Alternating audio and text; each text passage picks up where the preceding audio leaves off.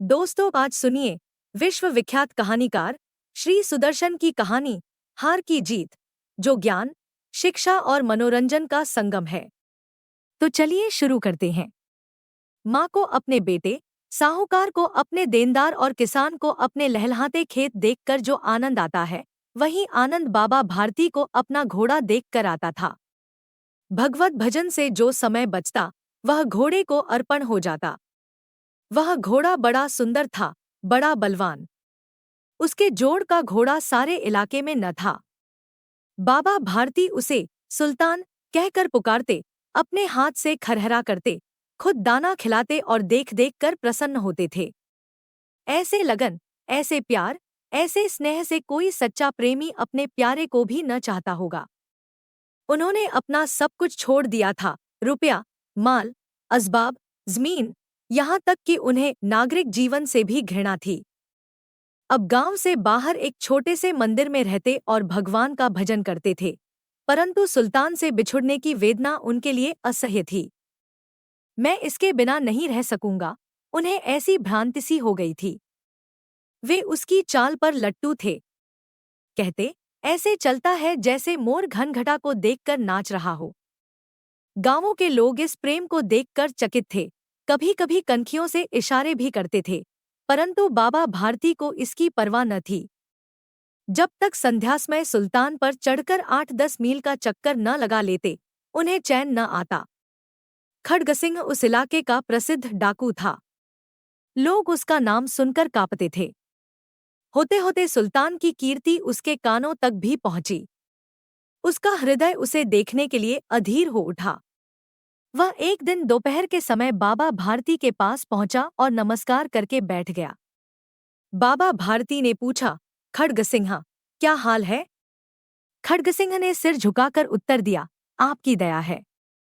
कहो, इधर कैसे आ गए? सुल्तान की चाह खींच लाई। विचित्र जानवर है, देखोगे तो प्रसन्न हो जाओगे। मैंने भी बड़ी प्रशंसा सुनी है। उसकी चाल तुम्हारा मन मोह लेगी। कहते हैं देखने में भी बहुत सुंदर है। क्या कहना? जो उसे एक बार देख लेता है, उसके हृदय पर उसकी छवि अंकित हो जाती है। बहुत दिनों से अभिलाषा थी, आज उपस्थित हो सका हूं। बाबा और खड्गसिंह दोनों अस्तबल में पहुंचे। बाबा ने घोड़ा दिखाया घमंड से, खड्गसिंह ने घोड़ा देखा आश्चर्य से। उसने सैकड़ों घोड़े देखे थे, परंतु ऐसा बाका घोड़ा उसकी आंखों से कभी न गुजरा था। सोचने लगा, भाग्य की बात है, ऐसा घोड़ा खड्गसिंह के पास होना चाहिए था। इस साधु को ऐसी चीजों से क्या लाभ? कुछ देर तक आश्चर्य से चुपचाप खड़ा रहा। इसके पश्चात हृदय में हलचल होने लगी।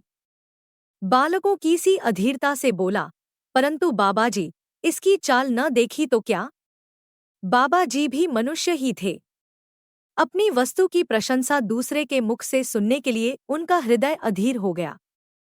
घोड़े को खोलकर बाहर लाएं और उसकी पीठ पर हाथ फेरने लगे। एकाएक उचक्कर सवार हो गए। घोड़ा वायुवेग से उड़ने लगा। उसकी चाल देखकर, उसकी गति देखकर खड्गसिंह के हृदय पर सांप लौट गया। वह डाकू था और जो वस्तु उसे पसंद आ जाए उस पर अपना अधिकार समझता था। उसके पास बाहुबल था और आदमी भी। जाते जाते उसने कहा, बाबाजी, मैं यह घोड़ा आपके पास न रहने दूंगा। बाबा भारती डर गए।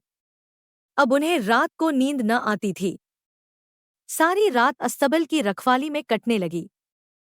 प्रतिक्षण खड्गसिंह का भय लगा रहता, परंतु कई मास बीत गए और वह न आया। यहाँ तक कि बाबा भारती कुछ लापरवाह हो गए और इस भय को स्वप्न के भय की नाई मिथ्या समझने लगे। संध्या का समय था। बाबा भारती सुल्तान की पीठ पर सवार होकर घूमने जा रहे थे। इस समय उनकी आंखों में चमक थी, मुख पर प्रसन्नता। कभी घोड़े के शरीर को देखते, कभी उसके रंग को, और मन में फूले न समाते थे। सहसा एक ओर से आवाज आई, ओ बाबा, इस कंगले की सुनते जाना। आवाज में करुणा थी। बाबा ने घोड़े को रोक लिया। देखा, एक अपाहिज वृक्ष की छाया में पड़ा कराह रहा है। बोले, क्यों, तुम्हें क्या कष्ट है? अपाहिज ने हाथ जोड़कर कहा, बाबा, मैं दुखियारा हूं, मुझ पर दया करो। रामावाला यहाँ से 3 मील है, मुझे वहां जाना है। घोड़े पर चढ़ा लो, परमात्मा भला करेगा। वहां तुम्हारा कौन है? दुर्गा दत्त वैद्य का नाम आपने सुना होगा। मैं उनका सौतेला भाई हूं। बाबा भारती ने घोड़े से उतरकर अपाहिज को घोड़े पर सवार किया और स्वयं उसकी लगाम पकड़कर धीरे धीरे चलने लगे। सहसा उन्हें एक झटका सा लगा और लगाम हाथ से छूट गई। उनके आश्चर्य का ठिकाना न रहा जब उन्होंने देखा कि अपाहिज घोड़े की पीठ पर तनकर बैठा और घोड़े को दौड़ाए लिए जा रहा है। उनके मुख से भय, विस्मय और निराशा से मिली हुई चीख निकल गई।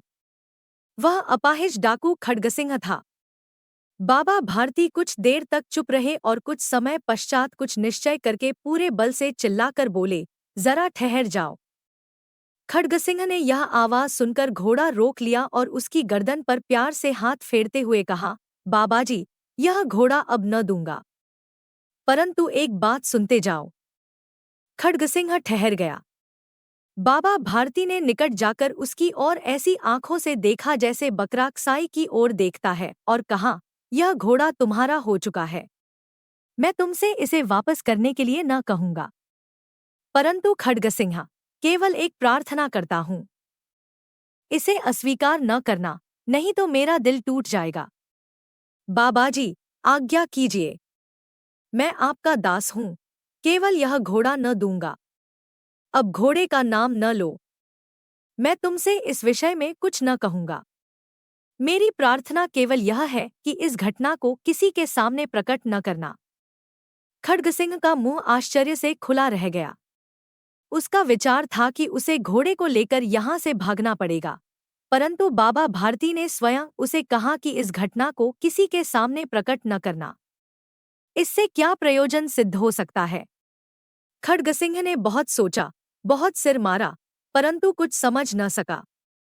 हारकर उसने अपनी आंखें बाबा भारती के मुख पर गड़ा दी और पूछा, बाबाजी, इसमें आपको क्या डर है? सुनकर बाबा भारती ने उत्तर दिया, लोगों को यदि इस घटना का पता लग गया तो वो किसी गरीब पर विश्वास न करेंगे। और यह कहते कहते उन्होंने सुल्तान की ओर से इस तरह मुंह मोड़ लिया जैसे उनका उससे कभी कोई संबंध ही न रहा हो। बाबा भारती चले गए, परंतु उनके शब्द खड्गसिंह के कानों में उसी प्रकार गूंज रहे थे।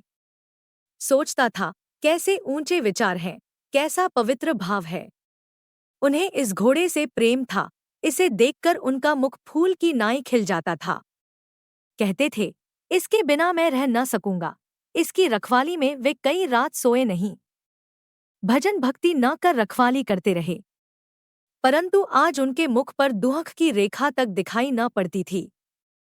उन्हें केवल यह ख्याल था कि कहीं लोग गरीबों पर विश्वास करना न छोड़ दें। उन्होंने अपनी निज की हानि को मनुष्यत्व की हानि पर न्योछावर कर दिया। ऐसा मनुष्य मनुष्य नहीं, देवता है। रात्रि के अंधकार में खड्गसिंह बाबा भारती के मंदिर पहुंचा। चारों ओर सन्नाटा था। आकाश पर तारे टिमटिमा रहे थे। थोड़ी दूर पर गांवों के कुत्ते भौंक रहे थे। मंदिर के अंदर कोई शब्द सुनाई न देता था। खड्गसिंह सुल्तान की बाग पकड़े हुए था। वह धीरे धीरे अस्तबल के फाटक पर पहुंचा।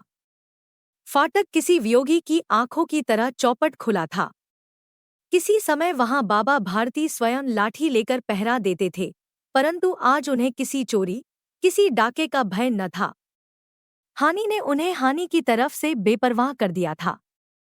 खड्गसिंह ने आगे बढ़कर सुल्तान को उसके स्थान पर बांध दिया और बाहर निकलकर सावधानी से फाटक बंद कर दिया। इस समय उसकी आंखों में नेकी के आंसू थे। अंधकार में रात्रि ने तीसरा पहर समाप्त किया और चौथा पहर आरंभ होते ही बाबा भारती ने अपनी कुटिया से बाहर निकल ठंडे जल से स्नान किया। उसके पश्चात इस प्रकार जैसे कोई स्वप्न में चल रहा हो, उनके पांव अस्तबल की ओर मुड़े, परंतु फाटक पर पहुंचकर उनको अपनी भूल प्रतीत हुई। साथ ही घोर निराशा ने पांवों को मन भर का भारी बना दिया। वे वहीं रुक गए। घोड़े ने स्वाभाविक मेघा से अपने स्वामी के पांवों की चाप को पहचान लिया और जोर से हिनहिनाया। बाबा भारती दौड़ते हुए अंदर घुसे और अपने घोड़े के गले से लिपटकर इस प्रकार रोने लगे, जैसे बिछुड़ा हुआ पिता चिरकाल के पश्चात पुत्र से मिलकर रोता है। बार बार उसकी पीठ पर हाथ फेरते, बार बार उसके मुंह पर थपकियां देते और कहते थे, अब कोई गरीबों की सहायता से मुंह न मोड़ेगा। थोड़ी देर के बाद जब वह अस्तबल से बाहर निकले तो उनकी आंखों से आंसू बह रहे थे। ये आंसू उसी भूमि पर ठीक उसी जगह गिर रहे थे जहां बाहर निकलने के बाद खड्गसिंह खड़ा रोया था। दोनों के आंसुओं का उसी भूमि की मिट्टी पर परस्पर मिलाप हो गया।